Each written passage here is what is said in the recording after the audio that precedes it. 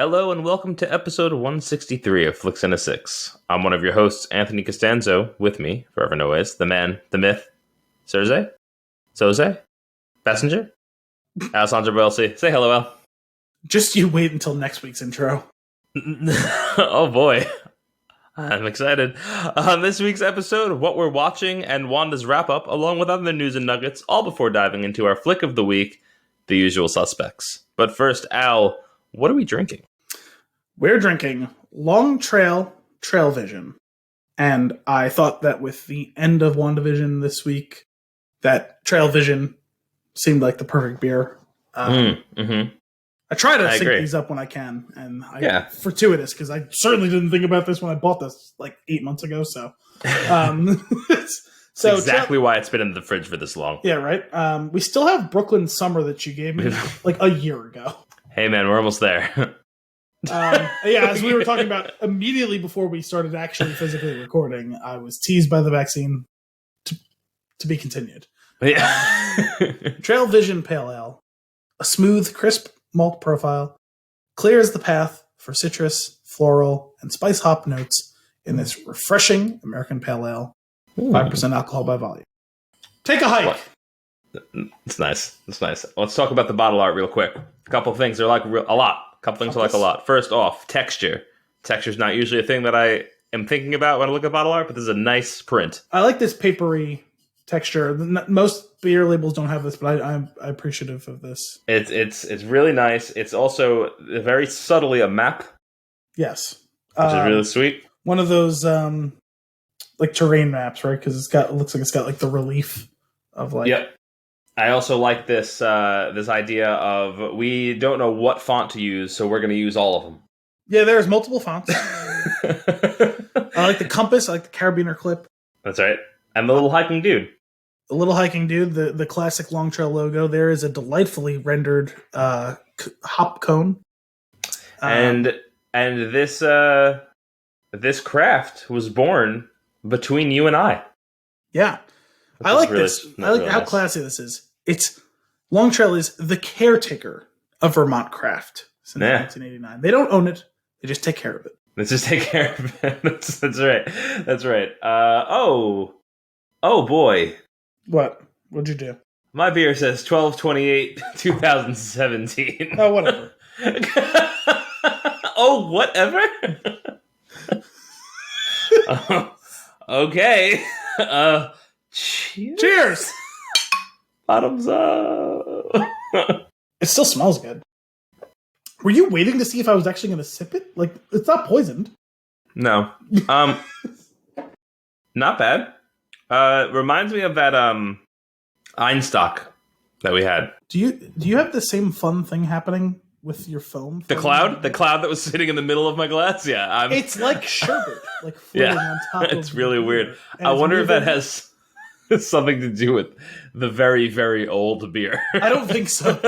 I don't believe so at all. Actually, I don't know why. This is one of the coolest foam effects I've seen on a beer in a while. God, I hope we find out that this beer was discontinued that year, and like we're actually drinking the last ones. Oh man, we should have kept it. But you know, it tastes pretty solid, but it smells great. This is a really, really good smelling beer. I enjoy the aroma tremendously. I feel like it's a nice scent, but it's not overstated though. It's like it's very mellow. Yeah, I mean it's got citrus, floral, and spice hop notes. Nice. Fool. I just realized that under the cap there's a picture of Vermont. And it says on it says a taste of Vermont. It was the taste of a trail. Oh, I used that line in all seriousness today. It was actually pretty dark. Oh boy. Is this one of your nuggets? No. My mom was thinking about betraying her hairdresser of like 20 years. Ooh, why? Scandalous. It's not worth getting into. It's actually rather a sad story, and I do feel bad for my mom. My sister were a little bit harsh in judging her slightly. Only slightly, though. And did you call her a fucking whore? I did, actually. Oh my goodness. She said, sorry, Auntie Carla. It came up. She said something came up where, like, how is she going to deal with this or whatever? I said, I said, well, I know what it's going to taste like. It's going to be the taste of betrayal, you fucking whore. Nice. What are we giving this? Oh, where did we land on the Einstock? I feel like there's a taste that it's similar to that to me. I don't know, because that one is not the same style. This is a pale ale. That was ale. And those are not WHIT. Yeah. Wait, did we do 2 Einstocks now? Did we do the basic, the Belgian style wit type thing? And then we did, was it the Wee Heavy? Einstock Wee Heavy? Is that what it was? Which was a delightful beer. I really enjoyed that. Yeah, they were both very good. Yeah, but like I've had the other one a few times before, but I've never had the Wee Heavy before. I don't. Sure. And that was really good. I think there must be a similar hop to both of them because it's in the aroma more than the taste for me, at least. Sure. So, because the yeast for sure is not the same. Right. But that makes sense. yeah, I guess I could see that. I don't know if it's the citrusy, the floral, or the spicy of the hop notes, but it's one of those guys. Sure. Cool. Where are we going thuckle-wise? I think 2 thuckles. 2 thuckles? I'm down with that. I agree. I concur. 2 thuckles it is. Ah, shit. What? So when we do this show, Al, I take notes along the way, right? Mark down timestamps. Okay. Timestamps of each of the sections that I'm going to put a chapter in. I know. I see it. When you look at for those of you episode description, you can see that typically the beer starts at a certain time, and then the news, notes, and nuggets starts at another time. And I'm guessing you forgot one of those times. That's correct, sir. And seeing as how we haven't started the news, notes, and nuggets, I forgot the beer. But I guess that's the easiest one.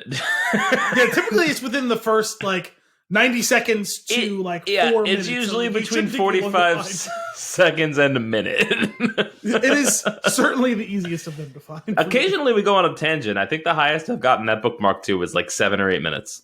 Yeah, there was one of them. Well, we've done that a couple times, but there was one of them in particular where it was. I feel like I recall it being nearly 10 minutes before we actually truly discussed the beer. Right. All right. Well, you know what I'm not going to forget is to write at 16 minutes. We're going to get in some news and nuggets. Oh, wow. This is another thing behind the scenes. It's not going to be 16 minutes when the listener hears this. It's going to be 12. It's going to be, who knows what it's going to be. Because, not only we got the intro music, we've got, the 8 minutes that we were recording before we actually started. That's a good point. We've got the whole, I tighten out the empty sounds. There hasn't really been any empty sounds so far, except for the sip of beer. That's true. The sip of beer does get cut nicely because it goes on for too long. Can we cut that? Can we cut that cutting? Because I feel like sometimes you need the dramatic pause of the sipping and sniffing of. We could. You won't, but we could. I'm glad you picked up on We're simpatico. So on to the news and nuggets. We're doing a little bit of grab bag style here. Al's got 2 for me. Do you want to do your 2 before we get into WandaVision and what we're watching? Yes. Okay. So it sounds like you don't have any news. I have nothing. Okay. I am barely prepared. It seemed like that was the case, which is why I said I tried to keep it pretty brief. Also, I just didn't I've been trying to be a little bit more judicious with the news. I appreciate sometimes that. we go a little too long. I want it to be a long section if we have really good stuff to be discussing. That's right. Yeah, I'm with you on that. I'm with you. So I would like news number 2 from your list, please. Okay. So the title of that for me in my notes was Snyder Cut Snafu. I like it. Are you familiar with this? I thought. I just assumed you meant the entirety of the situation. As good as that joke is, no. There's another thing. There's something else wrong. This one will be fair. Al, tell me he wants reshoots, and I am going to smack somebody. No, because it's locked and loaded. It's coming out next week. Oh. I'm pretty sure it's the 18th, isn't it? Isn't it next Thursday? I don't know. Everything kind of blends together. So, this one is actually, it seems like it's on HBO. It's not on Zack Snyder, surprisingly.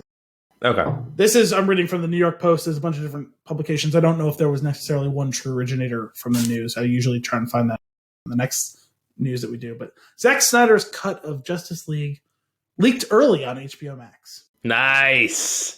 It was done in a flash, but the highly anticipated Zack Snyder cut of Justice League leaked early on HBO Max, according to eagle-eyed fans. The accidental leak was reported by one Twitter user who was reportedly searching for the Tom and Jerry movie on the streaming service. And you got the Snyder Cut? Yes. These exactly are opposites. This is exactly what happened.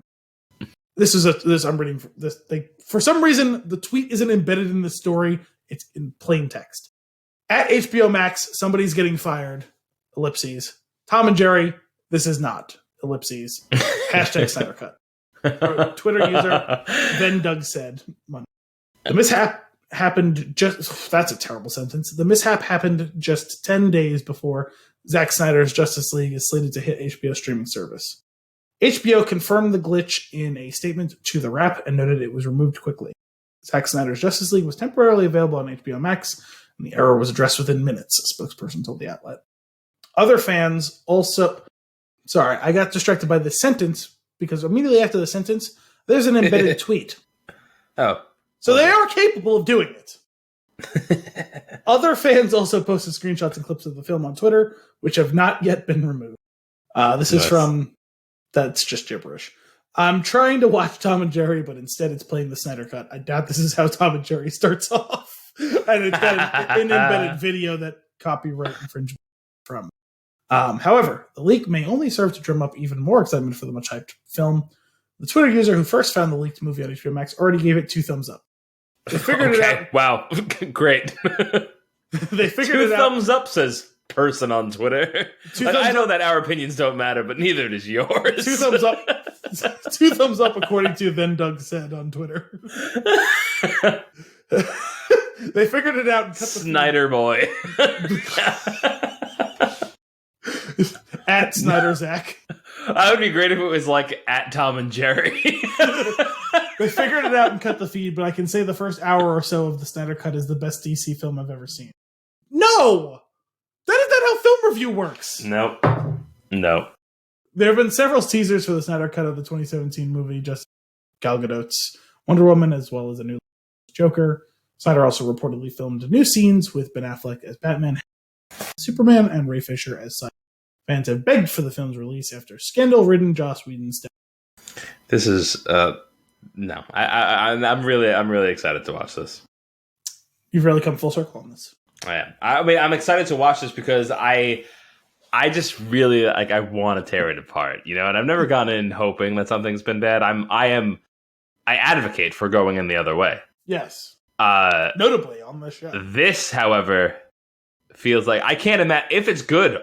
Awesome, that's really cool. I just don't see a world in which it is. So I'm so excited to see what this has in store for us. Let's start with the benchmark being better. Will it be better? Because I agree. I don't know how it can be good. I am the most noted skeptic of the Snyderverse movies of the two of us. But I know you've more or less come to my side. But I know, generally speaking, it seems like you've enjoyed them more than I have. Sure. But good seems like a high bar to clear. Let's just start with better. That's fair. Although, isn't it like 4 hours long? And oh my god, I'm going to kill myself. Yeah, it's about four. Gary taunted us in the Slack the other day when he asked who wants to sign up for the 4-hour director's commentary or whatever it was. Please just kill me. Something like that. Oh my goodness. What is this movie going to be? What's going to happen? What is it going to be different? I'm really expecting to watch the same movie again. That would be the best. Just literally a fresh coat of paint. That would be on par with my concept of ending the movie 2 minutes in. No, it'd be the worst version of that because we're going to waste 4 hours. All this fanfare, all this excitement, and it's just the same movie, and then just an hour of nothing at the end of the credits. It's the same exact movie, except they just photoshopped his mustache back in. It's the same movie twice. It has a built-in encore. Just loops. Oh, man. This is going to be fun. We're going to have a good time with this one. Well, so, if it's coming out next Thursday, it can't be next week's episode. We already have next week's episode locked and loaded, which we'll announce to the listeners, a little bit later on in the news and nuggets. Well, really what we're watching. Sure. And that will also inform, though certainly not give away, next week's intro. You're going to love that. You're going to forget about it, and you're going to love it when it comes around. I'm pretty pumped about this. So 2 weeks, 2 episodes from now is when we'll do. 2 episodes from now. Sounds good. Sounds good.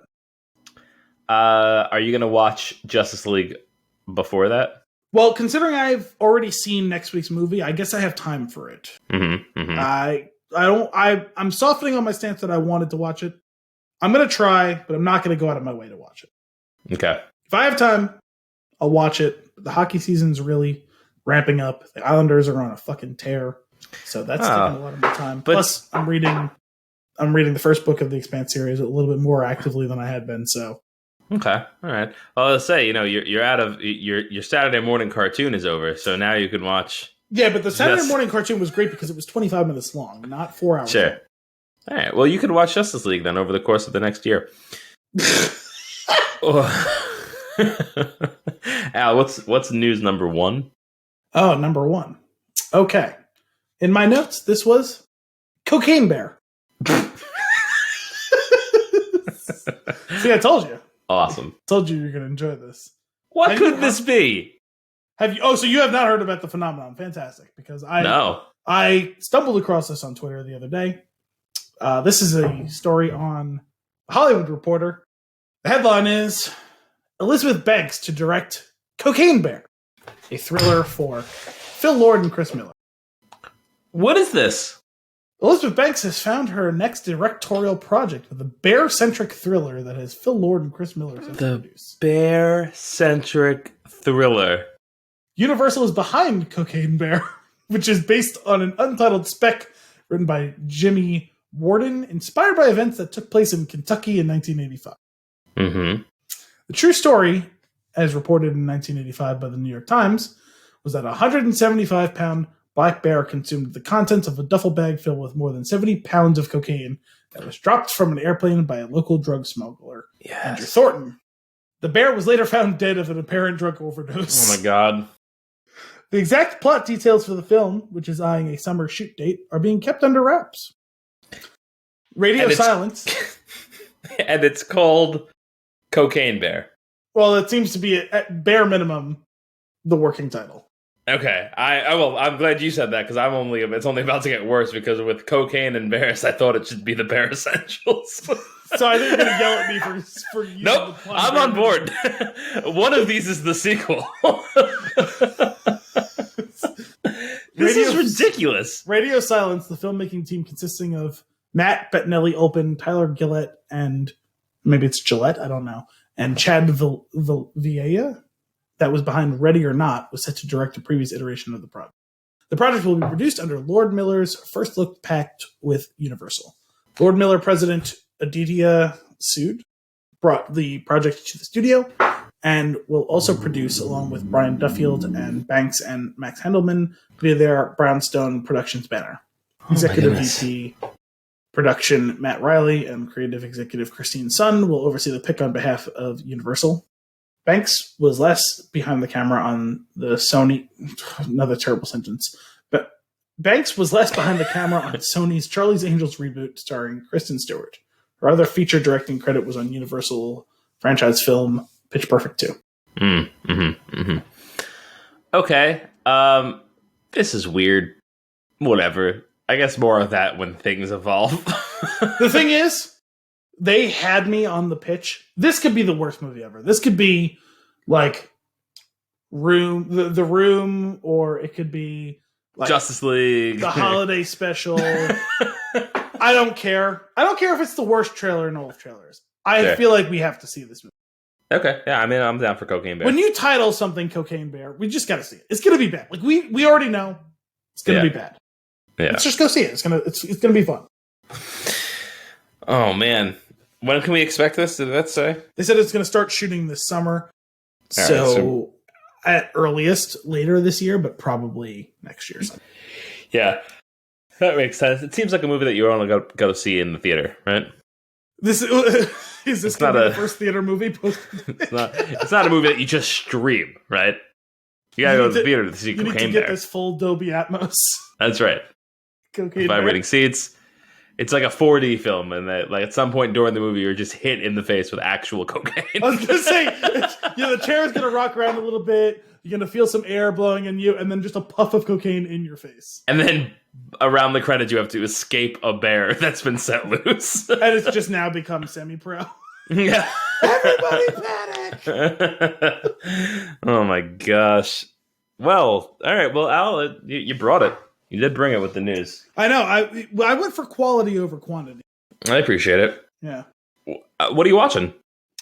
So, I don't remember, because we were off last week. I can't remember if it was last episode or 2 episodes ago. I detailed a very odd weekend of movie. Mm-hmm. So this weekend, in order, Friday night, Victor Victoria. Are you familiar with the film? No, I'm familiar with the name. 1982's Victor Victoria, starring Julie Andrews, James Garner, and a couple of the people whose names I'm forgetting. Okay. And it features Julie Andrews in pre-World War II France, who is a down-on-her-luck singer who pretends to be a man who pretends to be a woman in order to get a job performing. Pretends to be a man pretending to be a woman. Okay. I got it. She is pretending to be a man whose stage character is a woman. Everyone knows, everyone thinks that she is a cross-dressing, performing man who is pretending to be a woman. But she is, in fact, a woman who is pretending to be a man who's pretending to be a woman. Sure. That old story. Yeah, it's extremely confusing to describe it that way, but it is factual. Entertaining movie. Surprisingly progressive for a 1982 movie. That's cool. Not to say that it's perfect. I don't know if other people. We're talking about 2 straight white guys talking about this movie right now. Sure. As from my perspective, I was surprised for a movie that was made nearly 40 years ago for being as progressive as it was. Most of the homophobia was in the vein of, it ends up actually reflecting poorly on the people who were being homophobic, and surprisingly, the majority of them was just in the end storyline where the mafia is involved, where it's going to be obvious that the mafia is going to be homophobic, right, and they're the ones who are bad, not the people who are gay or not gay. Well, obviously Julie Andrews' character is not gay, but her manager, quote unquote, is actually a gay man living in Paris. So that's where that comes into effect. And also, that's kind of cool. They I'll think have to check that out. That she's a man, and James Garner is falling in love with her/him. So they think James Garner is gay because they think he's in love with a man. Don't want to spoil anything else about what's going on in all of that, but it was an entertaining movie. It was on Prime, I think. So it's nice to hear that something older may have been either on the right track or a bit ahead of its time in a situation on topics such as that. I was surprised. Not perfect in all that, but pretty good considering the time for sure. And overall, a good, entertaining movie. It's not exactly a musical, but there's obviously a lot of music in it, because they're doing a lot of the performances during the course of the movie. I enjoyed the movie. It sounds appealing to me because I'm currently having this existential crisis that I'll now let you be a part of. I've been going for walks midday after I eat lunch. A lot better the last 2 days when it's been 60 degrees. Yeah. And I've been listening to an audiobook, something I've never done before. I've been wanting to try it out. So I had downloaded an audiobook. Listening to a book. This is a very strange series of it. I'm listening to a book on ancient Rome. Just a history book on ancient Rome. And I was like, I'm listening to it. I'm fascinated by what's going on. And I'm like, my Lord, we have come so far and moved so little. and then it's just it was very depressing. And then you say something like that. I'm like, okay, at least something like that's older and a bit ahead of its time, even if it is way behind considering the history of human beings. I want to watch that movie. It's really the long and short of it. I would say I've only just barely dipped my toes into the water of trying to learn a little bit better about some of this stuff, because we were presented with a very specific worldview. I feel like you and I, being of an age, right, and growing up in the age we did, it's incredible how much erasure there was of all of that, where it felt like growing up in the 90s and early 2000s, it was almost like gay people sprung out of the ground in the 1980s and immediately had AIDS, and that was the long and the short of it. Right. And it's no. Yeah. And we're probably telling on ourselves for not knowing, but also sometimes you don't know what you don't. And Sure. so I'm trying to be better just to learn and understand and accept all of that to the best of my ability. You know what I mean? Mm.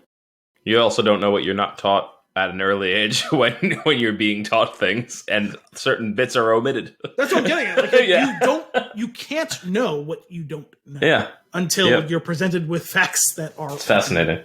So I find that important. Agreed.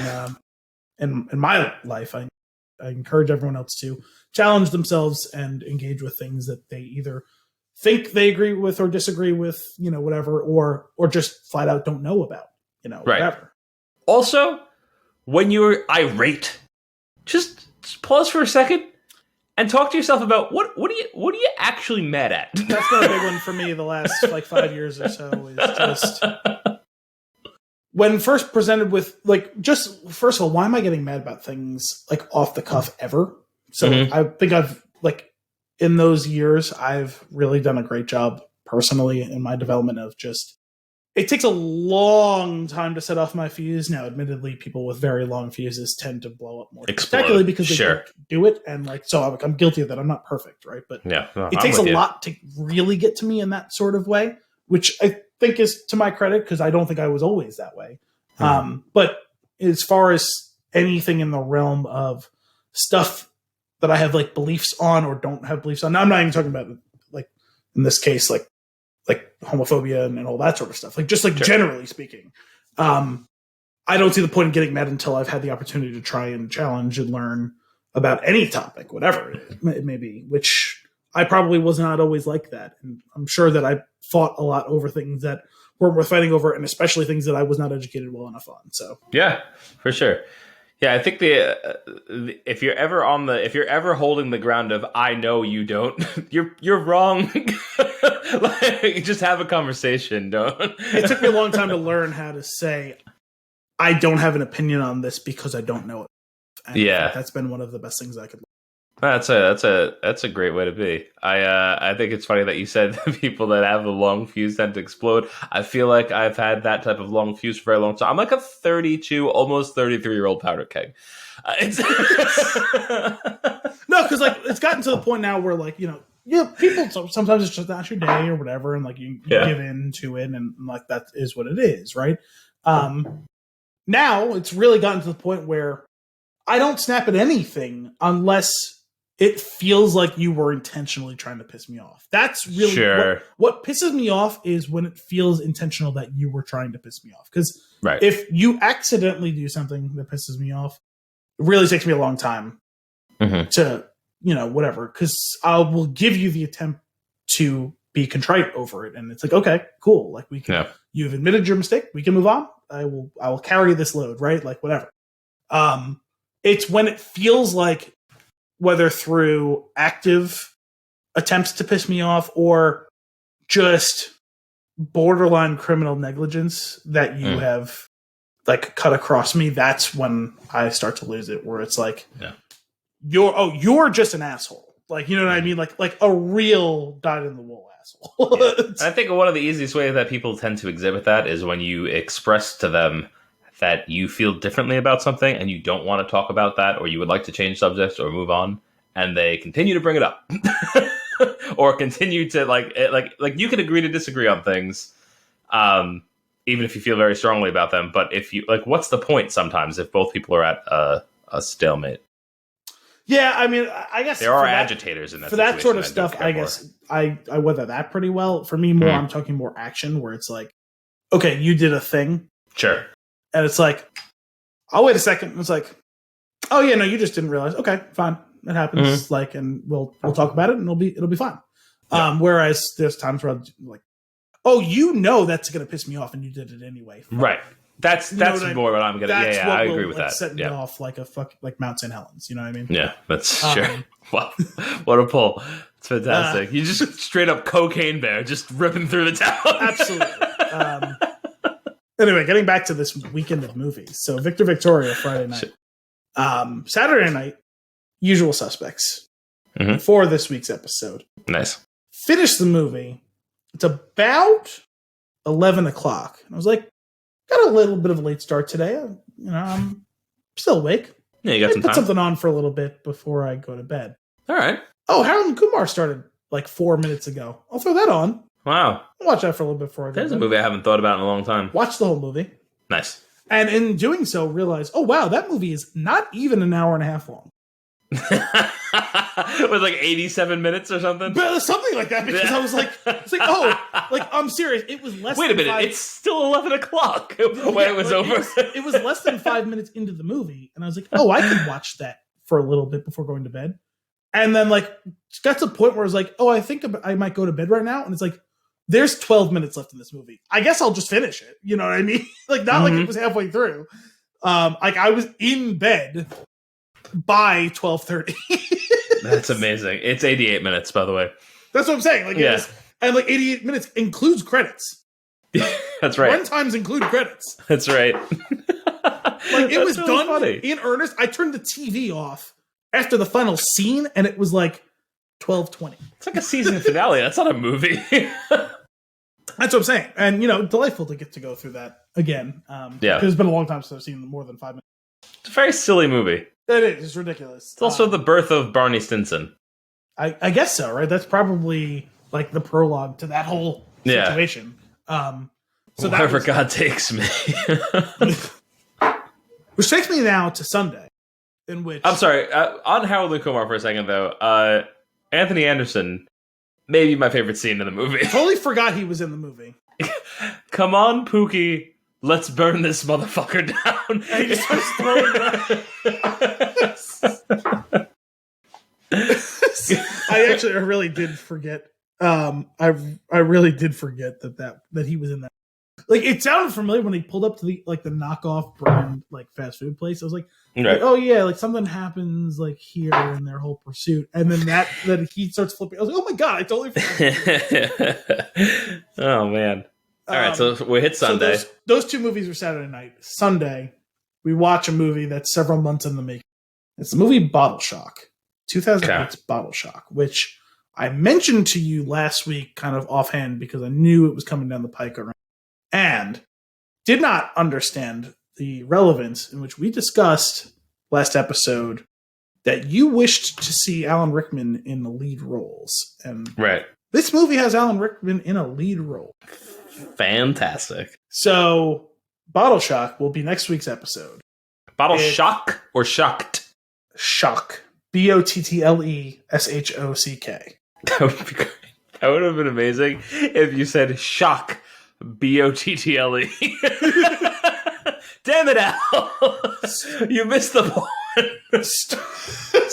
Starring Alan Rickman, Bill Pullman, and Chris Pine. I would say the three of them are kind of the co-leads. Sure. So it's, as I said to Anthony who was texting, I haven't researched the history, so I'm going to say a true-ish story, because I'm sure there's some liberties, whatever, it's a movie. Sure.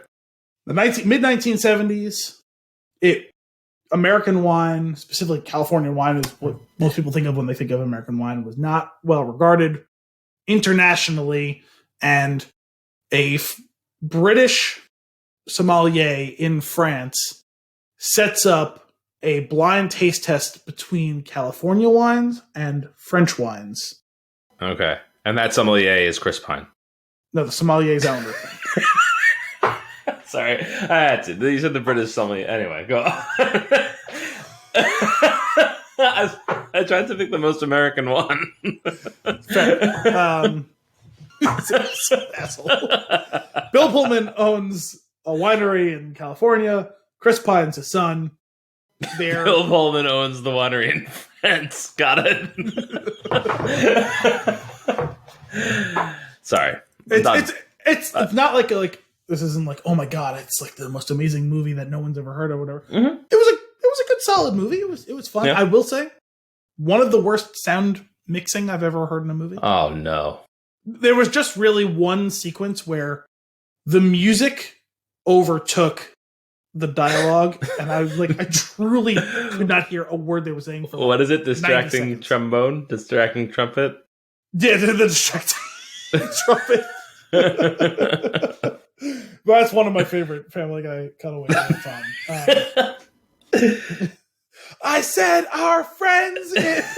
No, it was worse than that. I could not understand a word. It's not a very long sequence. Like I said, it's probably about 90 seconds. But I truly could not understand.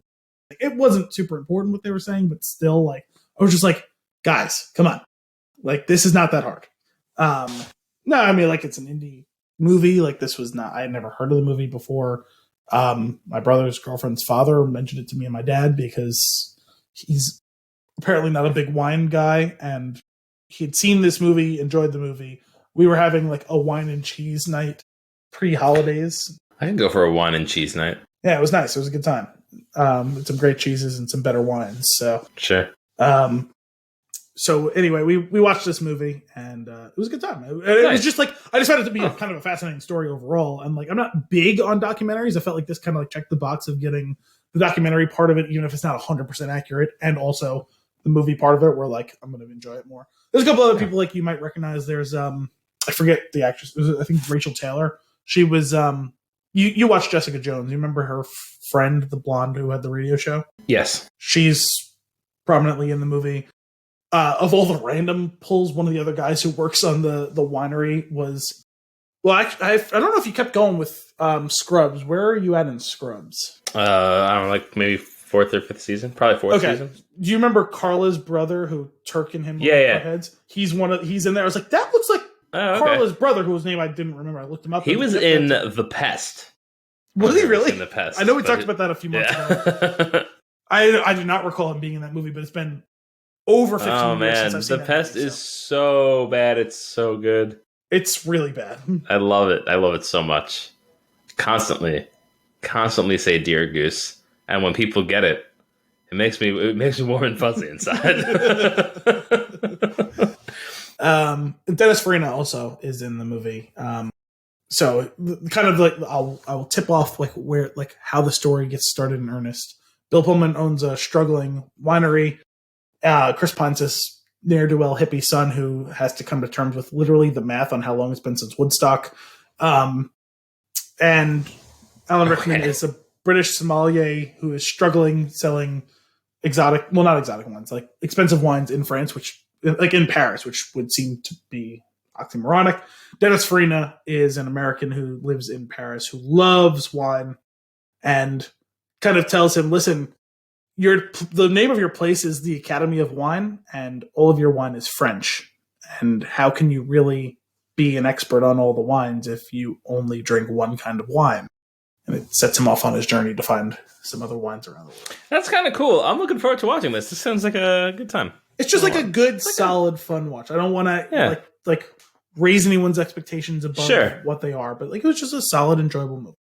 I like that. We're telling a story that is true-ish, that I had never knew anything about, which I found kind of like the movie we watched today for tonight's episode.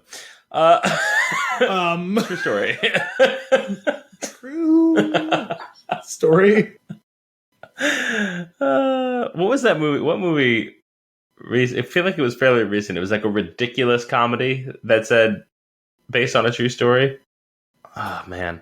I also know there was another one that said like based on a true story, but only the names, people, and events have been changed. That might have been like Anchorman or something. Maybe. I always think they do the little disclaimer that's not true in the beginning of the show Fargo. At the beginning of every episode, it was like all of these events are true.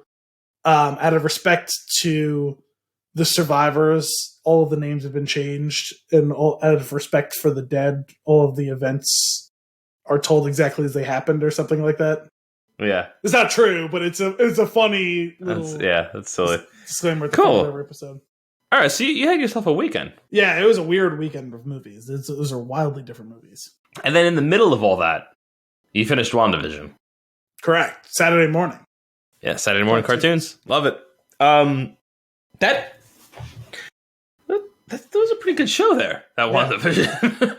I know some people kind of complained that it went, quote unquote, full Marvel in the final episode. Right. Like, sure, I hear where they're coming from.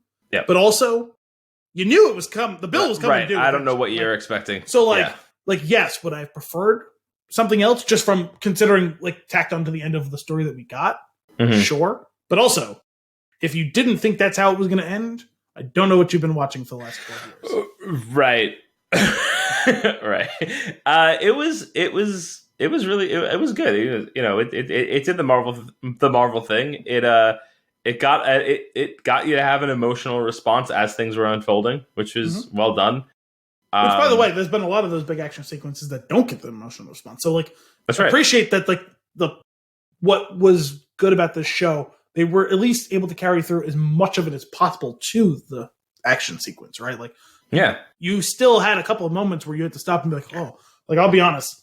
The scene when Agatha starts, like, disconnecting all of the Westview citizens. Yeah. And like I was like, oh, yeah, awkward. It almost felt like a creepy scene from Us.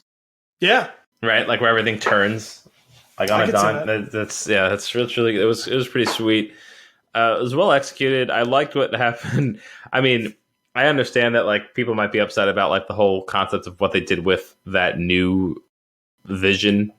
Is basically, I feel like it's just a way of bringing Vision back from the dead, essentially. Ish. Obviously, there's another shoe that's gonna have to drop there. Like that keeps the character open to be in the universe going forward. I imagine they'll have to massage that character some. There's obviously precedent for it in the comics, so we know that there's something they're going to do with that. I think that just keeps the option to, hey, we love Paul Bettany. Let's keep him around. That scene was really cool with the ship of Theseus. I know I'd heard of that before, but I was not well versed in it, and so that whole thing was really cool. It's a thinker. Yeah. For sure. That's also, I don't know why it was funny. There's something in the performance that Bettany gives there where it's like, okay, sure, the color is different, but he's wearing the exact same makeup. Like it's all like the stuff is sitting on his like face in all the exact same way. Yeah. And yet it did really truly feel like he was playing two totally different roles. Yeah. How did that happen? Like that's absolutely a testament to his performances. Paul Bettany? On the list. Well, he has shown us the dramatic and the comedic now. That's right. So that's right. He is firmly on the list. He showed us albino. He's showed us albino vision. Oh man, he's great. But then, I mean, this also, aside from the finale wrapping up really nicely, it being a pretty solid MCU story overall, spread out over the course of 9 episodes, which I really honestly, as far as like the story goes, better than some of the movies. Yeah, that's totally fair. It also gave rise to some great memes, good stuff. It was Agatha all along. We had the one that I sent you of the visions pointing at each other, but it was like that Spider-Man scene where they're all pointing at each other, and one of them is the ship. The ship of Theseus. Pretty great. I love that one. Big fan. And then the thing that you sent me, what is Griff if not love persevering, was really just the crossover event of the millennium. the two of the best streaming shows we've seen in the last several years. It's got Mandalorian, it's got WandaVision, it's got Grief Karga, and what was Mayfeld? Yeah. I almost called him Aaron Burr. Wrong Burr. Bill Burr's. Bill Burr's Mayfeld. Got milk. Aaron Burr. Also, I would say I don't know if you've seen it because I know you're not huge on Twitter lately, but Agatha has become a huge meme where she's doing the wink. Yeah. So I don't know. Oh, nice. I have not seen that on Twitter, but we have used it a lot at work. Huge meme for the past 10 days. Oh, so fantastic. I love that. I have not really been on much social stuff. Yeah. I moved it off of the home screen of my phone and I stopped using it because of that. And I was like, oh, interesting. Fair. So then I put more interesting things on there, like stock news and what's happening in the world, and I feel a little bit more well versed. Depressing Roman audiobooks. The depressing Roman audiobooks. That's absolutely right. Oh man, it's crazy. It's crazy. I implore you, if you're not we all know to some degree a bit about ancient Rome, but just like. It's just ridiculous. The wealth of knowledge that we have that's been preserved, that we actively at times choose to not engage with. Right, and then just this concept that the author really puts forth of all this stuff is written and translated and in paintings. You also really need to take into account like the person who made its perspective on the whole situation. Like that it's like so important. It's really fascinating. I'm really enjoying it more than I thought I would. Yeah. I'm walking around. I've walked a mile and I'm just like debating things in my head. I'm like, oh, I'm back home. I was like, a good thing I didn't get hit by a car. Like, So that's scary when you go on autopilot. Like when you drive home. Yeah, I don't like that. It's like, oh, I don't remember the last 40 minutes of driving. Yeah, I'm home. I'm in the driveway. Mm-hmm. Don't remember any of it. That's crazy. Yeah, I don't know what that is. I don't like that one bit. But back to WandaVision. Yeah. So, Ship of Theseus, good. Creepy, traumatic Westview zombies, compelling. Compelling. You don't want to. Yeah, they pick the right word sometimes. Yeah, no, I didn't want to say cool because like not cool, like it's fucked up, but compelling. On that note, one of the major criticisms I've seen of this episode, and I had a twinge of it too, was at the end when Wanda just kind of looks at them all and then like shrugs and walks off, or flies off after talking to Monica. I was like, that doesn't seem right. The way she walks off is kind of like, what? What are you gonna do? No, I'm a witch. Like, it seemed a little bit like my bad, but like maybe more than my bad. Maybe we should go. Like in a moment, like she flies in there, you start to see them staring at her, but she tries to like avoid their gaze, and she goes to talk to Monica.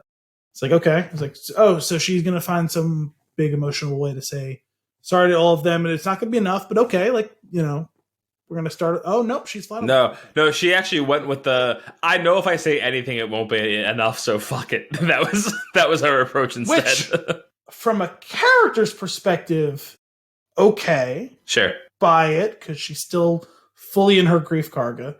But from the show's perspective, the writing of the show's perspective, they doubled down on that by having Monica make her the hero or the victim in this moment, not the villain, even an unwitting villain. Because she's like, looks at all of them staring at her with daggers and fear, and says to her, they'll never know what you sacrificed, which, sure, not enough. Well, okay. Unless you take this, if you pan out, though, and take in the sacrifice of what she did for them all in Endgame, maybe that plays a little bit better. She killed Vision to save everybody. Sure. Well, so it didn't work. And that's what makes the character complex and the situation complicated. Yeah, no.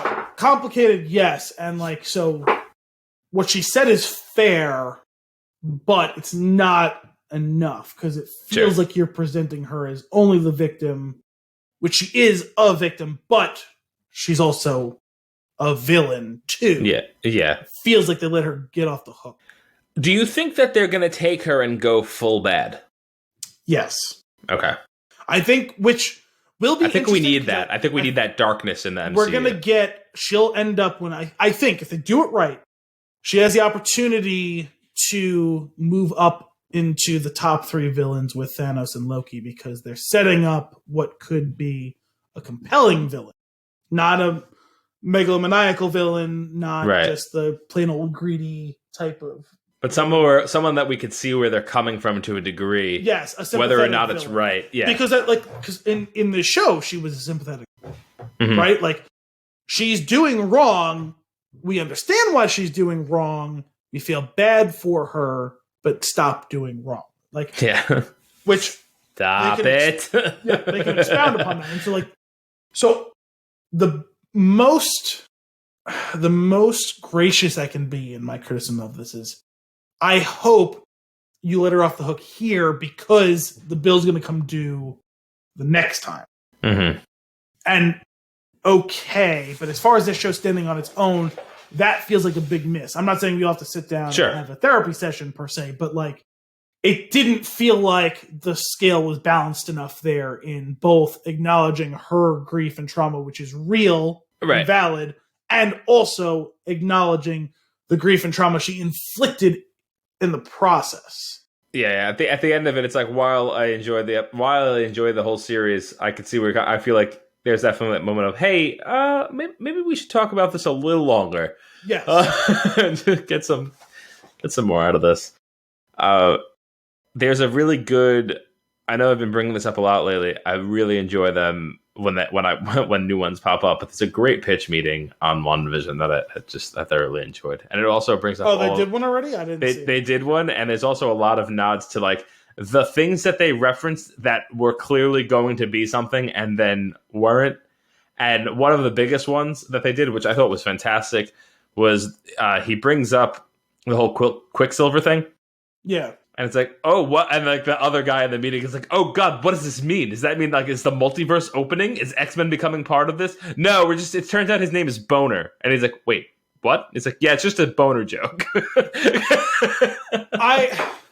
There was mixed stuff there too, like where like I do like that ultimately they just played it for a stupid joke to some extent. Yeah. On the other hand, it does feel a little bit like an FU because like I only have so much sympathy. I have a little bit. I only have so much sympathy for the extremely online extremely online like hypothesizers for any sort of show like Game of Thrones, Mandalorian, this they can be fun, right? To get caught up in all of that. Oh, what could happen next? And like, so this breaking that a little bit is, I'll give the people mad about that a pass because it feels intentionally manipulative to, like, this didn't have to necessarily be the introduction to the X-Men per se. No. When you're making a very conscious choice to use him, that at least has to be, if you're going to make that choice, it has to be, okay, so like the X-Men are coming. Like it doesn't have to be at the end of this. It doesn't have to be the next movie or 3 movies from now. But like, this is a Chekhov's gun kind of, and it feels like they just played it as a joke. No. I actually think it might be super smart what they're doing with it. I think what they're hinting at, I'm hoping what they're hinting at, which is again, this is just a theory because there's nothing to support this. I'm hoping what they're hinting at is a multiverse. If we're going with this multiverse situation, the people exist in different states in these different universes. So it could be that character in this universe. Like sure, that but the thing person. Is, like, but he is a person on his own. He's Ralph Boner. Right. Oh, would he have the same name? He doesn't have to have the same name in both universes. I'm saying like the encompassing body can exist in both like in different universes, living a different life. It would be weird for a super to get trapped in that random town. It would be weird for like a super powered person. But he might not be a mutant in one multiverse. Yeah, but that feels kind of flimsy though. I don't know. The thing is, like, we know the multiverse is coming, right? Because it's gonna probably be in Spider-Man, and it's definitely gonna be in Doctor Strange. And it's 100% in the Doctor Strange title. Yes. So yeah. And so like, it just feels like a weird way to introduce him if that's what they're gonna do. Sure, but I don't put it past them to lead this into something later. I just don't like the cost that it comes. Sure, that's fine. That's totally fair. Other than that, the scene with putting the kids to bed was very unsettling to me. I did not totally get it. Didn't like it. And didn't like it in that they did it right. It was very unsettling. Like that was kind of supposed to be. Yeah. No, I mean I thought that was powerful. That scene. It was. Saying it was upsetting. To the kids and then saying goodbye to Vision.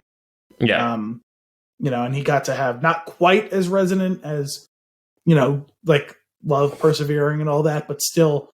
Well, we got to say goodbye once already, and we saw each other again. So leaving that door open, and we know that now the Ghost Vision or White Vision or Albino Vision, whatever he's being called. I like Albino Vision. Called.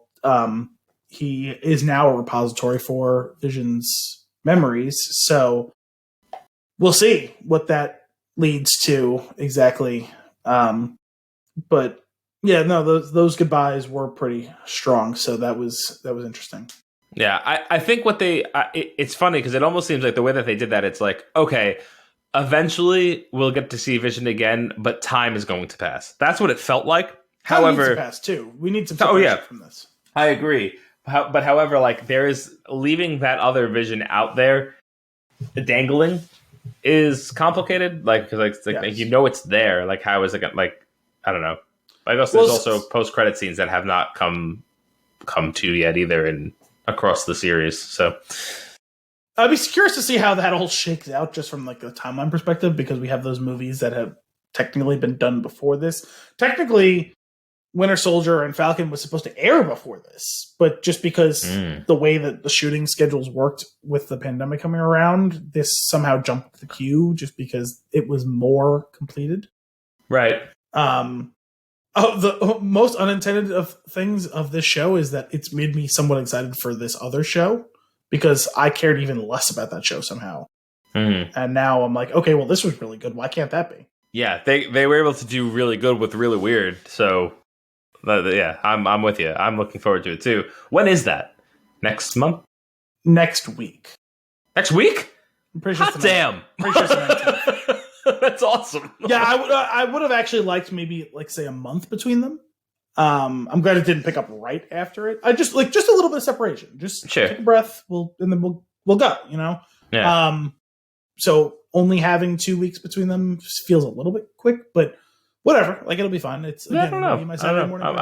This will feel especially like a Saturday morning. I'll probably feel that way eventually, but right now I'm like, yeah, okay, I'm ready for the next one. Please, Sure. come forward. I just wanted a couple of weeks. Sure. I'm not asking for much. Just and you can have them if you want them. No, because we're doing this. That's right. I'm gonna watch it. Cool. Awesome. Well, that was it for WandaVision. That was a treat. It was different. It's funny because it's like it's a combination of like starting off super different. There's bits about it that are super different, but also feels right at home in the MCU. I think they did a good job. They had a douche pants and everything. So we're gonna get a spin-off show of like Jimmy Woo and can we please? Right? I watched a thing about that, and they pointed out that he does the close-up magic with his card, and I was like, that completely went over my head in viewing it, but It is amazing. And obviously we got not just a setup for Doctor Strange, but Captain Marvel too, because Monica is approached by a Skrull, and that's right. Go to space, I guess. So. Now, is that like the child of the main Skrull from Captain Marvel? Is that the kid grown up the same way that Monica is now grown up? No idea, because she didn't say her name or anything. Not that I would remember any of the Skrulls' names, but like that's my theory, because like age-wise, it would make sense. Sure, but like there wasn't any if they aged the same between them, you know. So that's the other thing is I don't know how quickly Skrulls age. So yeah. Anyway, that was cool. Sweet. Shall we get into some fun and games? Yeah. Al, I've got a very on point fun and games for you this week. If not grammatically on point. Usual suspects are you? Boy, what is your favorite hobby? Mocking the NYPD? Going straight after years of being a dirty cop? Getting punks like you to crack? Making up elaborate stories? None of those. Making up elaborate stories, I guess. Okay. What do you normally have for breakfast? Guilt, cold pizza, revenge, coffee, and a donut. Well, I have coffee for breakfast every day, so let's go with coffee and a donut. Okay. Not guilt. If someone... That's usually more for lunch. If someone were going to expose you, how would you stop them? Make sure he or she was never heard from again. Sorry, I had to finish that sentence and piece together the words that were missing. Bash her head in with a wrench. Stage an elaborate heist. The same thing again. Two of those feel like the same thing. Oh man, that one of them is very specific. Stage an elaborate heist on a yacht and then set it on fire. Bring him or her down with me. Let's go with the fiery heist. I was going to say, given the resources, that seems like something that you would do. Right? Which of the following jobs appeals most to you? Tough cop, world-renowned and extremely feared criminal, seedy lawyer, heist organizer. Heist organizer. That sounds fun. I could do heist organizing. Who is your best friend? Your superior? A lawyer who does your bidding? Your girlfriend? What? Your girlfriend who you're using? An unintelligible Hispanic crime partner.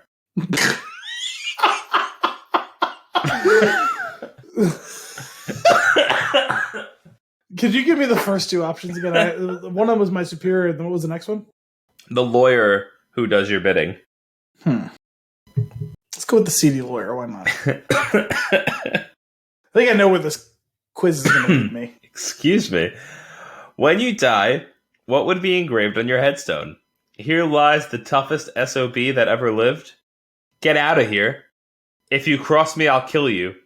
Here lies the most feared man on the planet. That one. I like get out of here, personally. How do you like your coffee? Oh my god. Black like my soul? Thick and gritty like my appearance? I was going to say like my soul again. Sweet like my girlfriend? In your face, sucker! These are some great options. Let's go sweet like my girlfriend. Okay. How do your friends see you? They know I'm someone not to be toyed with. I'm like the Joker, funny but dangerous. They fear me. I don't have any friends, because I'm just that tough. Sorry, what was the first one again? They know I'm someone not to be toyed with. Let's go with that one. Why not? This is from allthetests.com, by the way. Of course. Who is your lover? My work, which is revenge. My work, which is justice. My love of money and humor. My girlfriend, a lawyer whom I'm using. They're really hung up on this. That clearly struck a nerve with whoever made this quiz. The first two was my work, which is revenge, and then my work, which is justice, and then my love of money and humor. Let's go with the justice one. Yeah. Where do you spend most of your time? Your girlfriend's apartment, the wrong side of the tracks, your place of work, a foreign country, which I rule by fear. Work, I guess. Okay, here we go. I'm scoring you. You're Kaiser Soze. People fear you, and for good reason. 67% from the 2,400 people that took this test had this profile. I was going to say, there was like a 3 or 4 question run where it's like, I'm pretty sure these are all Kaiser Soze answers. So. Right.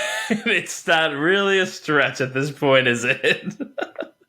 With that, let us get into our flick of the week. The Usual Suspects, released in 1995, rated R with an hour and 46-minute runtime. A sole survivor tells of the twisty events leading up to a horrific gun battle on a boat, which began when 5 criminals met at a seemingly random police lineup. I'm sorry, I was really hung up on twisty events. That's your IMDb synopsis. Al, what's your tweet like? A movie that definitely trades on shock value in the first watch, but has more than enough to offer for rewatching. Great writing and performances give form to this mystery. 8 out of 10. Nice. Gripping, influential, and fast-paced, The Usual Suspects stands the test of time. Asterisk.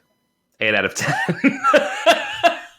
Sorry, I was confused because I was like, is asterisk the grade? Or is it the... No, just in the tweet length review. I just want to put it in there. You got to separate the shitty people from the product. It sounds like there's some... Oh, okay. Yeah. I think it's worth pointing out that we're not celebrating assholes, and we will not be doing that. There's only so much you can do for a movie that came out 25 years ago. That's right. But that being said, the movie itself is really good. And I agree with you. The first viewing, and I was suspicious of this, so like I was. Well, I was a little concerned when you texted me the other day. Yeah, full disclosure, I had like a pretty crazy. I had like a busy week. I was kind of bouncing all over the place. My head was everywhere, and when I sat down to watch the movie, I was not prepared to actually like sit and watch it. So like I was like distracted. I didn't finish it. I got like a little bit into it. And then I started to think that knowing where it goes, I was wondering, does this movie hold up? And then I turned it off. Well, I didn't turn it off. I completely fell asleep. And then the next day I was like, I'm not going to continue from where I fell asleep. I'm just going to start it over again. This is the type of movie where for better or worse, you really should watch it start to finish. You shouldn't. Well, okay, so I started over again. I still didn't finish it because I was watching it with Kim, and she started falling asleep, so I stopped it. But it's also different though for you because I mean you have seen the movie. Yeah.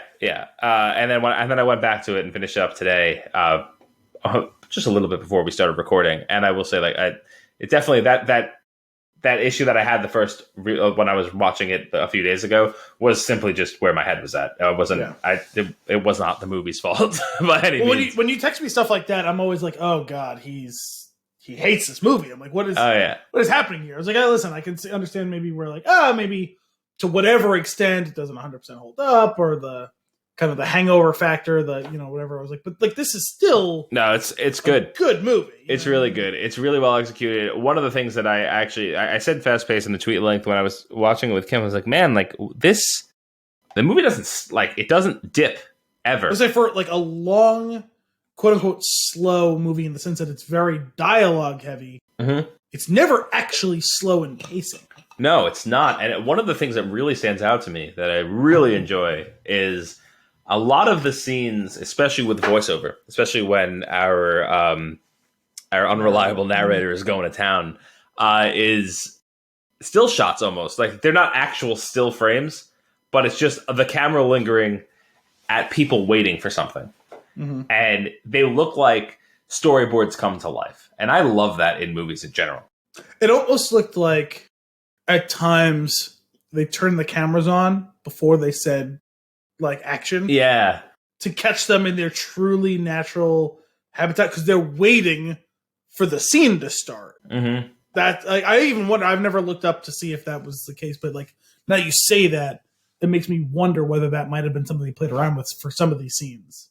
Yeah, I wouldn't be surprised. The characters have an interesting chemistry in that the actors themselves must have had good chemistry, like off screen, I think. Only because like the way that it plays out on screen, it's like they're able to play like close enough, but also like kind of watching their own backs. But I don't know, they play off of each other really well. Yeah. They're very believable in the roles that they're playing. And I know that's like a silly thing, like, yeah, they're actors, like that's the point. But like, I don't know, it falls short a lot in a lot of performances. Yeah. I think that I think they did a great job. I do think it's funny that the two movies we've seen with one of these characters is this and End of Days. I kind of want to see what else he's been in and see what else he could do. Enemy of the State? Was he in that?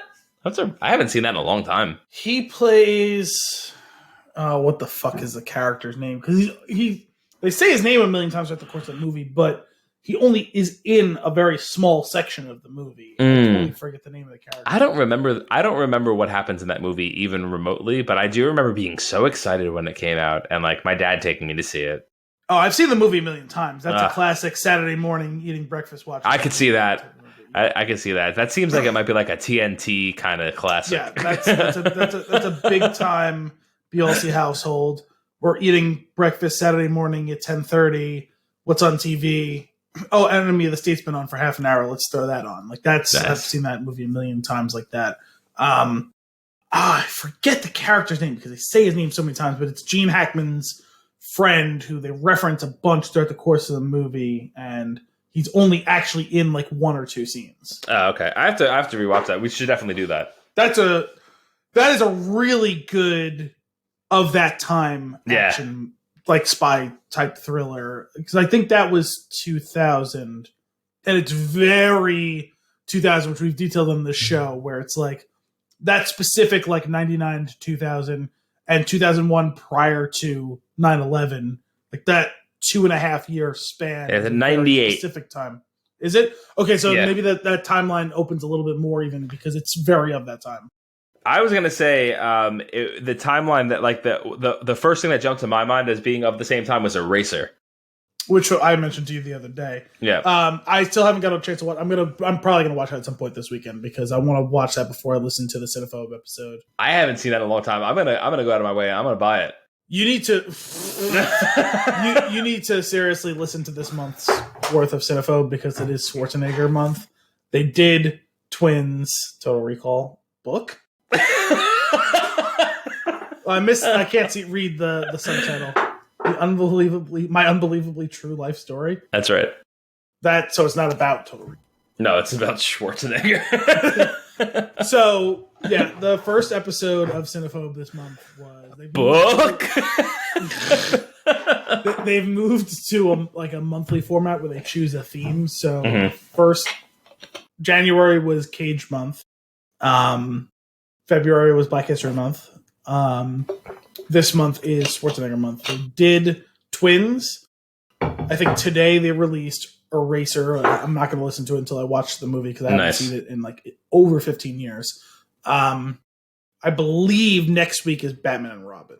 Oh boy. Because Amin was talking about it on the Laboratory show today, and it's obviously must have just recorded the episode, but it's not going to release until probably next week. I don't know what it'll be after that. I think what they've been doing is the first 3 weeks, because there's 3 of them, it's the 2 hosts and the producer who's basically like a third co-host.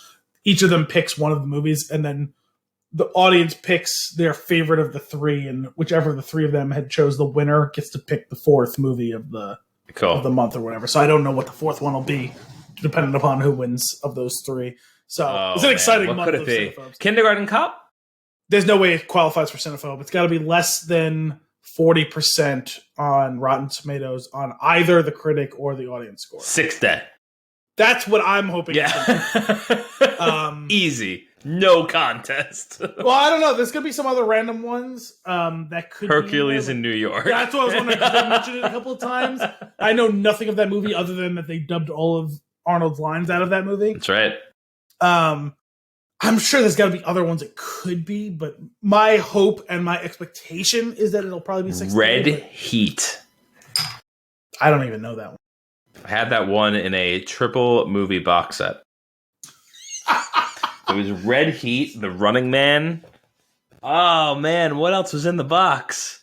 Total Recall. Recall. No. Okay. No. Sorry, that was a weird tangent that Gabriel Byrne descended. That's right. Thanks, Gabe. The best part about it was you didn't even say his name. You didn't remember that his name was Dean Keaton. You didn't remember that his name was Gabriel Byrne. You just said that guy, and I knew who you were talking about. That's right. I said the usual suspect. I said End of Days. That's all I needed to say. Gabriel, here's the thing. I knew what his name was. I wasn't sure how to pronounce the last name, and I just let you do it. What did you think it was going to be? I don't know. Byron? Gabriel Passenger? Cersei? Soze? That really bothered me. What, the way the Hungarian guy pronounced Just the Soze? fact that and one other character says Cersei as well. I don't remember who it was. It might have been Giancarlo Esposito. I was going to say, was it extremely young Giancarlo Esposito? Yeah. I was like, when the movie started, and when I was watching it with Kim, so I had already watched half of it the night before, obviously, half so watched. Nice to see him as not a villain. I know, which was surprising. And his name popped up. I was like, oh, wow. That's cool. I wonder who he plays. I didn't see him yesterday. And then Kim goes, there he is. I was like, no. No. Well, he's not wearing glasses. He's not doing villain speak. And he looks much younger. Yeah. He's kind of a dick in the hospital. Oh, he is a dick, but just not outwardly a villain, which is right. Rare. Is this one of those things? Because we noticed it with A Knight's Tale with James Purefoy, before these guys get famous, where they become villains, where they play roles that are non-villainous. I don't know. Maybe. You know, it was super weird for me watching this movie the first time, because obviously I know about it now, but seeing Chaz Palminteri and Dan Hedaya together in this movie just a couple of years before Night at the Roxbury. Yeah. Did you grab my ass? Oh boy, Night at the Roxbury. I haven't thought about that in a minute. That's another movie I've seen way too many times. Same. Oh God. So I got thrown by the Night at the Roxbury. I'm going to be honest with you. We came back to Gabriel Byrne because you mentioned we want to see him in other things. That's right. I'm just curious. I would like to see what else he can pull off. I almost feel like you have to knock a point off this movie for Stephen Baldwin. Why? Just a couple reasons. First reason, when he reads the line in the lineup. That's one. I'm just talking here. And that might be his best line reading of the whole movie. The second is when he sings his Old MacDonald song. That really killed the vibe of what was going on in that scene. Old MacDonald had a farm, E-I-E-I-O. And on that farm, he shot some guys. Bang, bang, bang, bang, bang. That was horrible. It was just horrible. I after he said that, I just went out loud, alone. Ugh. So I think the best sequence in the movie for him overall, though, is that first lineup where he's being a dick in the interrogation room. They do the lineup, and then there's the whole thing where he starts to detail the job to all of them as we start to get the dynamic of the group, because like they're all laughing together during the lineup because, as detailed by the narrator, verbal, they should have known better than to put all of us in that room. You know what I mean? So it's funny that you say that. From accounts that I've read before, and I looked it up to make sure that like I could easily find this in multiple other places, and I did. But who knows if it's the same recycled story? There's also commentary on the DVD, from what I understand. That scene was intended to be very serious, and it took all day to shoot, and all of the actors kept cracking. That they ended up using the funniest of those scenes. I could see that. Which I think is really cool. Which speaks to the point you were making about the chemistry on screen and off screen. And Benicio del Toro was farting during the takes, which is part of the reason for the laughter and them hitting each other. Oh my god. Which I think is really silly. Also, that was, I think, the first movie that Benicio del Toro did. Sorry if you can hear that pouring through. That's fine. I can definitely hear it in my headphones. It's what we do. That was the first of like the movies I think that Benicio del Toro did the ridiculous voice you can't understand, and like I think it's just kind of like carried with him since then. That's what I was so curious about. What is he doing? I mean, it's a combination of like racist stereotype of like a Hispanic guy who speaks English, and also he has a speech impediment. And also he's like an uneducated criminal, I guess. It's all over the place. I do love this. I love when they're in lockup together, and he's like, "Guys, calling me a criminal. You are a criminal. Why do you gotta say that? I'm trying to make a point." Which is the most intelligible line he says in the whole movie. Yeah.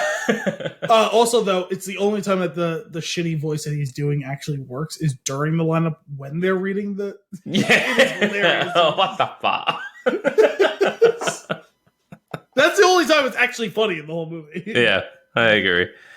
Oh man, what's his name? Oh, okay. Well, as we jump around, one of the things I really enjoy, we all know that these guys, they were all criminals. They all know they're criminals. They haven't worked together. Two of them have worked together. They are aware of each other. Well, two groups, Verbal and Dean Keaton know each other, and Fenster and McManus know each other. They worked they're 5 years partners. Yes. But with the exception of Verbal, all of them know of each other. Right. So I love to get that. So like there's this whole thing of like, oh, who stole the guns? Right? Who stole the guns? And like I am fairly convinced after all of that none of them did it, and this is just a trumped up charge that they brought them all in on. Until that scene when they're playing pool and the lawyer Kobayashi goes, whatever his name is, hang on, I'm looking it up real quick. Hockney boosted the truck with the guns, and they all turn to him, and he goes, "What?" Yeah, and he shrugs. That's a great scene. I really enjoyed that. One of the pretty much all the Kobayashi scenes are great, actually. Yeah, I agree. I think what's really funny, the name Kobayashi and the character that they're showing. Kim doesn't finish the movie, right? She only saw part of it. She got up to that scene, and he goes, "My name is Mr. Kobayashi," and she goes, "No." See, I kind of went through the same thing at the beginning too, and I was like, well, I don't know. There was always a thing with like Japan, Britain, and Japan, and the US. So like, maybe, yeah. but no. Right. Which, she's right by the end, which is really funny. Kind of. Is she? Yes. I mean, he's there. She's right in that's not his name. That is not his name, yeah. He does exist, not his name. But that was the way that she said that. I thought that when she said it, I don't think I gave anything away, but I was like, yeah, I mean, you're right. But one of the things that was always funny to me was the first time I saw this movie, it was not that long ago, maybe a couple of years back, maybe 4 years ago was the first time I watched this. Okay. So for me, it was a little longer. I would guess it was about less than 10, like 8 to 10 years. I saw it for the first time. So at this point, I'm very familiar with Kevin Spacey. I had seen him in a lot of things. When you first saw it, you mean? Yeah. Okay. And the movie I didn't actually know much about it. I just knew that it was a movie that I needed to watch from all accounts. I didn't really know what the movie was about. So I went through a funny thing at that time. So you can tell exactly when I saw this movie because it was around the time that my cousin June got married. And I know that because my cousin Dennis, who might be listening to this episode, Mike's brother Dennis. Mm-hmm. Hey, Mike. Hey, Mike. He gave me a bunch of movies to watch at the wedding. And this was in that group. And in quick succession, among the group of movies he gave me, first of all, he gave me all of the Kevin Smith movies. Nice. That was in that thing. I watched also amongst that group of movies, The Usual Suspects and Seven, which I believe were the same year or within a year of each other. And both obviously star or feature heavily Kevin Spacey. So to that point, maybe I had seen the first season of House of Cards, if I'm remembering the timeline correctly, around then. Other than that, I really hadn't seen him in anything. And then I saw those two things in quick succession. And I've seen other things since then, obviously. But so I had kept my distance. I knew nothing of it. Just that it was a movie that people love, and I enjoy doing that sometimes. I'm like, when I hear from a reliable source, you should watch this. It's good. You'll enjoy it, and know nothing else about it. That's fun to me sometimes. Yeah, and that was how I entered watching this the first time. So this movie does a very 90s thing of the opening is very long, it's just credits, which I actually kind of miss because it does something. I actually pay attention and I read them all. I like it as a nice little curveball once in a while. I don't need it in every movie. Oh yeah, it's nice right. to just get it occasionally. That's fair. So I remember this very vividly, watching it the first time, reading out the names of the people that are going to be in it. It's like, oh, no, that person. Oh, no, Kevin Spacey, know him. So the movie starts off. We get the opening scene, which is the end basically of the event that will then be told kind of in reverse. And a character walks down the steps, and they show it at the feet and the waist. And it's Kevin Spacey, which you'll find out later. But in that moment, I was like, oh, okay, so here's Kevin Spacey. And the reason why I thought that immediately was he has a very recognizable gait. Oh, I guess I've never. This is very silly. And I don't know why I knew that. And I called that. And then they didn't show him. And I was like, oh, maybe not. That's because they didn't. Well, you hear a voice deliver a couple of lines, but it's very raspy. It's obviously someone's putting on a voice, but not necessarily recognizable. And not that I would say Kevin Spacey has a tremendous talent for voices, but it doesn't really sound like Kevin Spacey in that scene. Right. And then I was like, oh, okay, maybe not. So out of the gate, I was like, oh, Kevin Spacey, which in hindsight, I thought was very funny because there's no reason to think that except for I happened to notice this, right? And then a little bit later, you find out that he's a con man. I was like, oh, maybe this whole thing is going to play out, and it's going to be a twist, and he's going to be the guy that was him. Whatever, movie plays out. Then we get we're leaning heavily into a retelling of the story from his perspective, which they do a very good job. I think they go deep into it being his version of the story to the point where I almost forget that he's telling it. Yeah. And then I was like, when they're showing that, when we finally reach that final sequence and they're showing you where he is, I'm kind of forgetting at that point. I was like, oh, I guess it's not going to be him because he's over here, not over there where the thing is happening. And in my initial viewing of the movie, I was so captivated by what was happening that it did not click for me like in that moment. Otherwise, I would have been right? Like I would have known. Like it didn't click for me. Like, oh no, like we're getting this telling of the story. Like he is the guy. Like that's why it looks this way. Well, I'll say what makes this movie unique in this sort of thing is, and I guess it's to the credit of the movie because remember, like I felt like 30 seconds into fucking like Joker, I called that it's going to be an unreliable narrator situation, and you see the inconsistencies in the story, so you know that you're right in that, and so you called it for a slightly different reason in this movie. But the way that the story is told, you don't see the inconsistencies, and so it doesn't actually allow you to try and puzzle that out during the course of it. But nothing in there rings untrue when the reveal comes.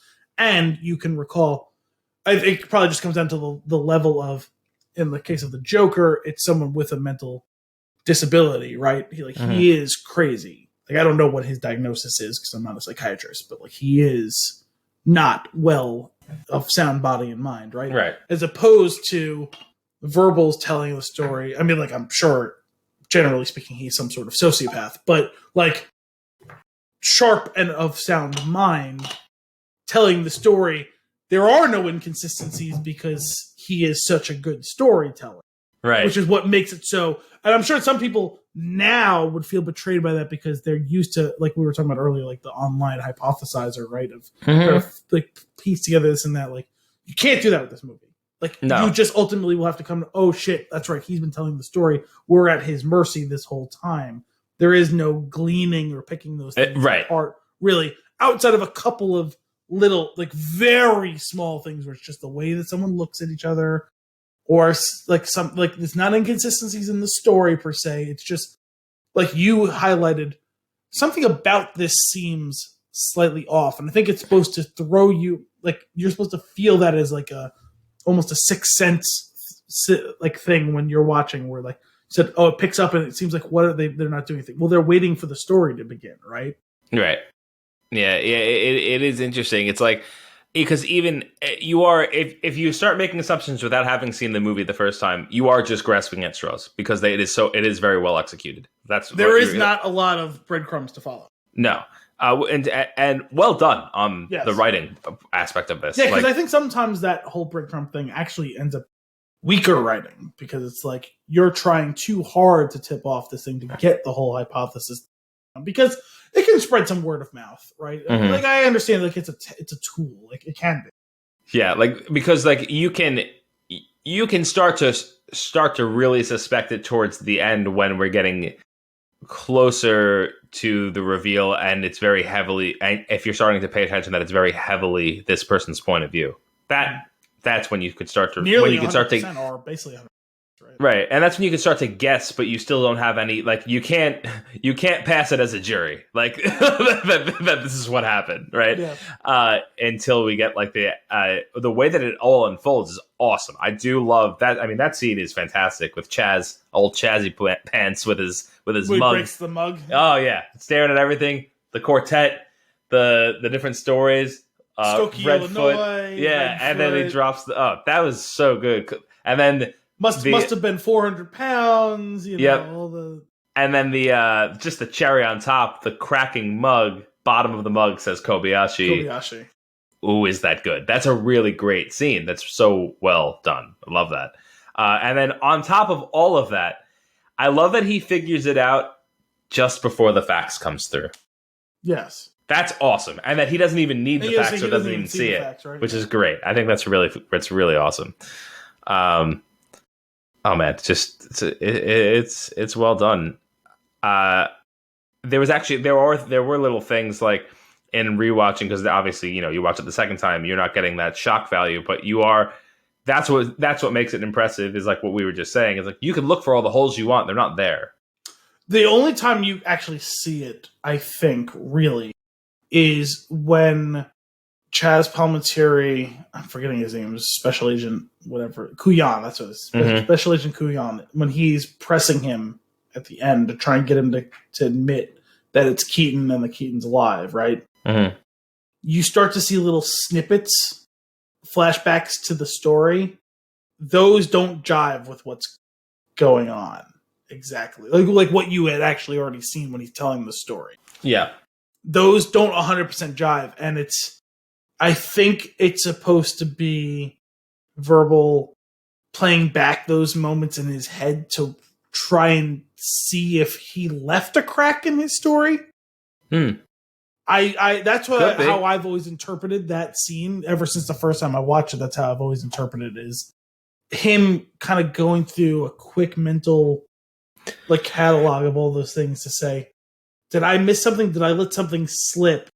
Is he trying to trap me? Because remember, like, Kuyan is pushing him towards actually a different conclusion than what the truth is, right? Right. And so I've always wondered, is that him trying to make sure there's no cracks in the armor of his story here? And you see inconsistencies there in the way that Keaton treated him, because it's Kuyan saying, oh no, he treated you like shit, this and that, blah, blah, blah. And, you see when he punches him, and when he's cold to him when he comes to his apartment, and this, like, all of those different things, and they're not quite the scenes that you see play out when he's narrating the story. Yeah, that's a good point. They intentionally, in those clips, not quite in the way that when they do those clips back, they are actually from like a different camera angle. They're different, like a bunch of them play out from a different perspective, which is probably the strongest hint. Yes. At that point, yeah. And that's like cool. 5 minutes before you find out for real. So like it's not much of a tip-off. Yeah. Oh, that was really cool. I kind of love that. That's awesome. One of the things I was kind of curious about, so like as far as like his story being pretty sound, and the only thing that he has to keep track of, I think, is his whereabouts for the times when he's actually screwing, like, when he's actually changing it up. So like, I'm under the impression that I was reading some stuff after the fact that people, like, theories that people had on it, and I thought they were all a reach. I feel like I've never read any online theories of. So like, some of them are like, oh, is the character Kobayashi, like, is he the actual Kaiser Soze, or like is something? I'm like, no. You're nope. I was like, you're missing. I feel like you're completely missing the point. And then like they all end these theory statements and these theory articles I was reading with, the whole point is it doesn't matter. It's like, that's also not the point. I don't think. I think the point is that it's him. That's how I interpret it. At least. There's some other things you could probably argue that of, like, oh, does it really matter or whatever? Like for instance, is his name really Kobayashi? Doesn't matter. No. Right? Well, and I don't think it. I just think it's. But probably isn't. I think it's clearly not. But yeah, it doesn't matter. Like you said, I think what I was kind of curious about at first was like, oh, I wonder if Kobayashi is not his name. The first question comes to mind. Then, all right, does that guy exist, or is this just an extravagant story? But then we see that guy at the end, so you get this idea of like, okay, so these things played out. The names are probably not accurate, specifically to keep people hidden. Great. And then I was like, oh, what about? Was it Redfoot? Is that so? That's the one to me that, considering we don't see him at the end, I actually expect, and I imagine that if you look up online, there are theories of the same thing. I don't believe that the whole Redfoot storyline is real at all. I don't think that there was a Redfoot, like, not the name. Like, I don't think that guy in that storyline even happened. But that guy and that story, I guess it would make sense that didn't happen in somehow connecting, like, fabricating a situation and a trail that doesn't exist to a lawyer that doesn't exist makes a lot of sense if you're going to feed that to the cop.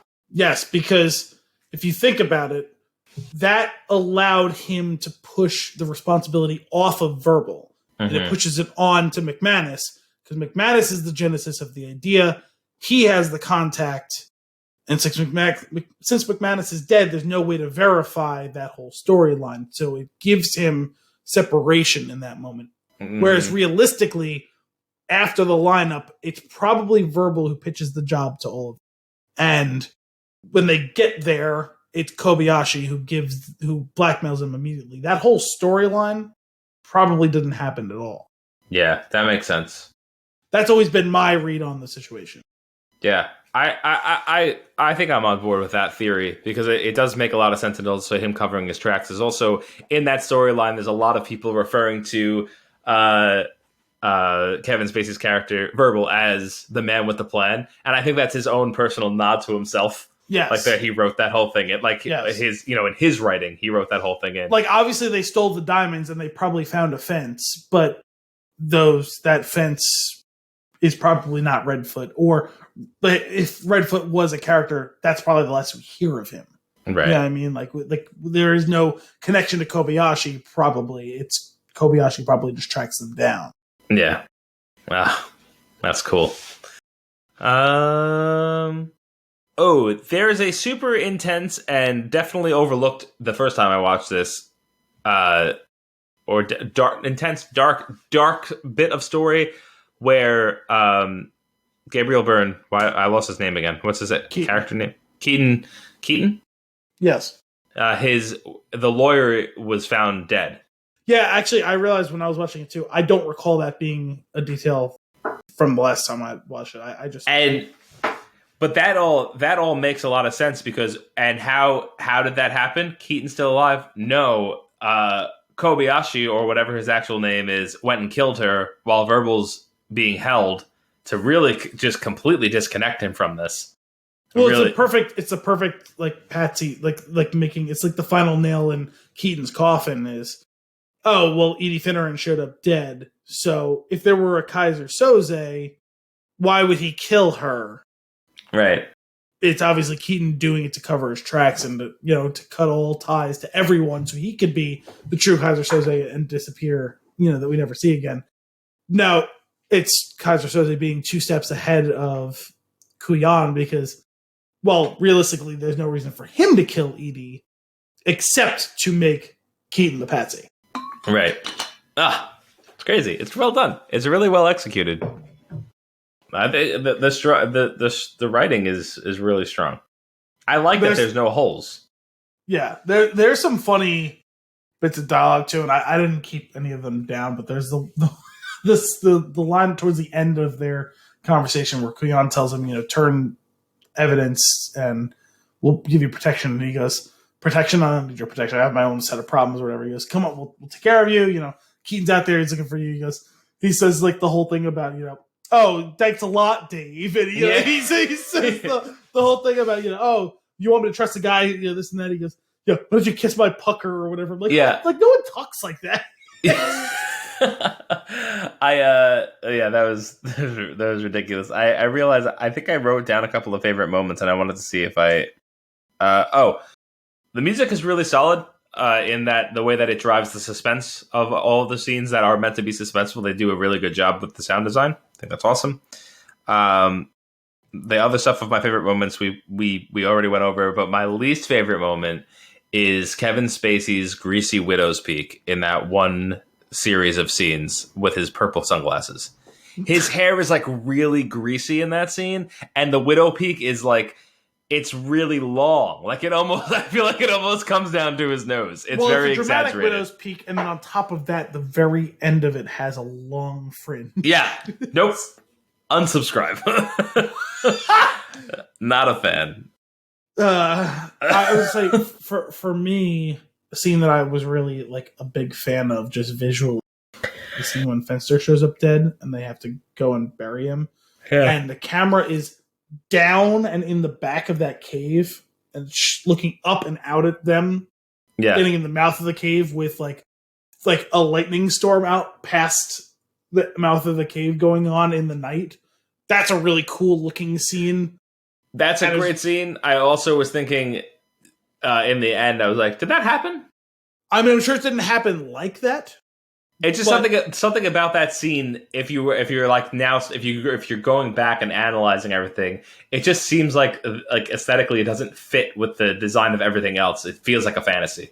It's possible it didn't happen. It's just a convenient.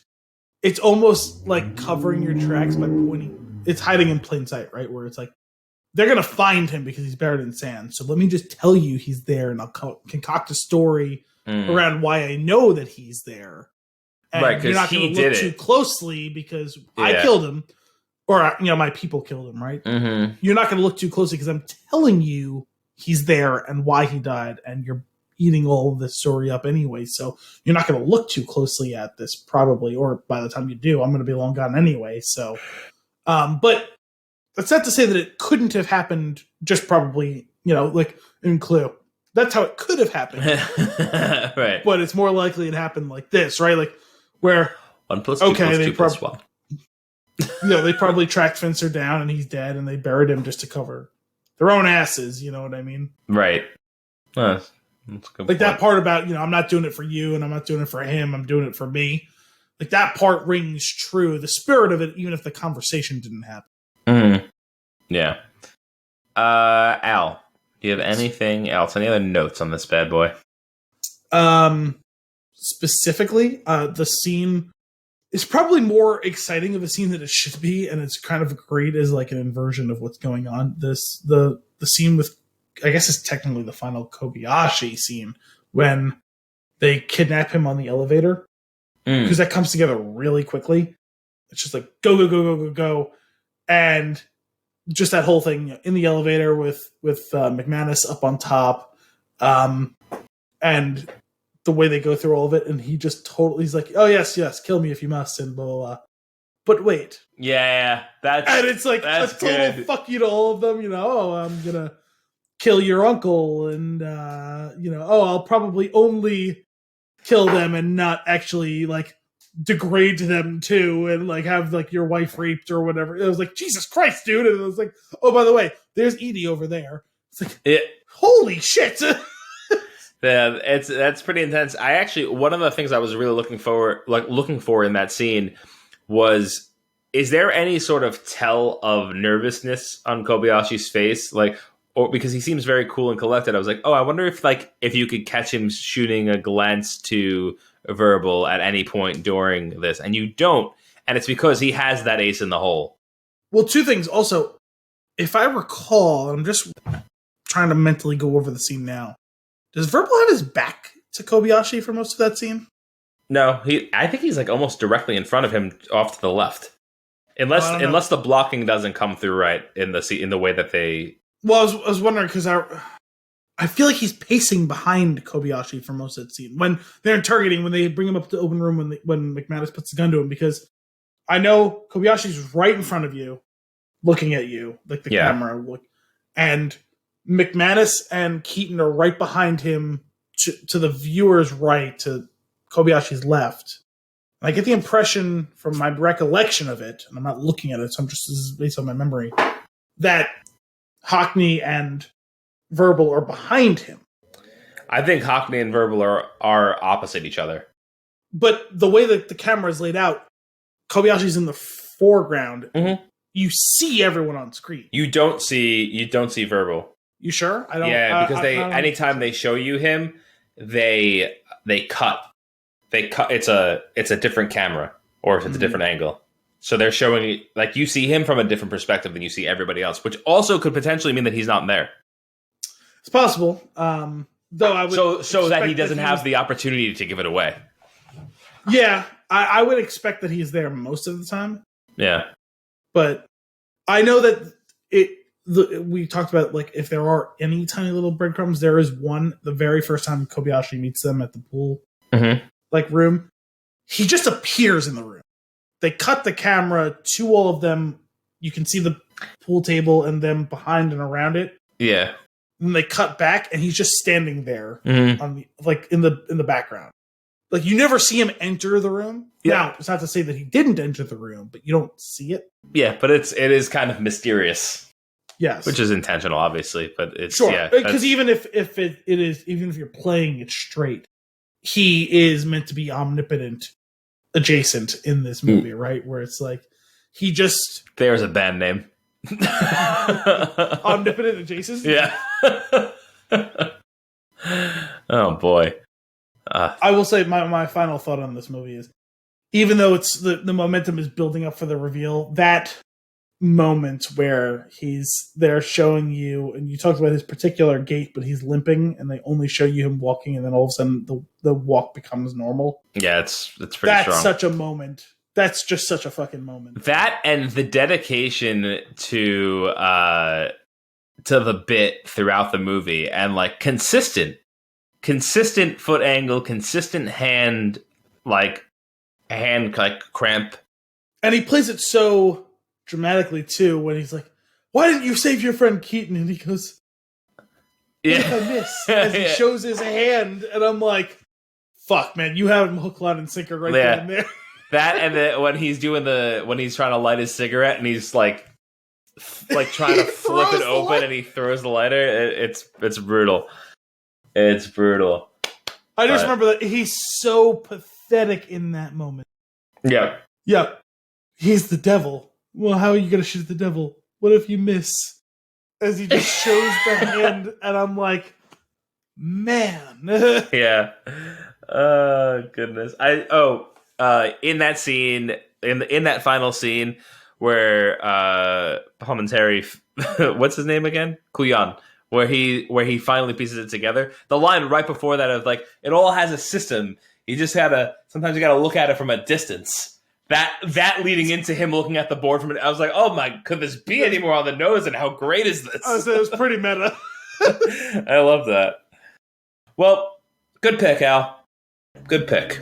Oh, did I pick this one? You did.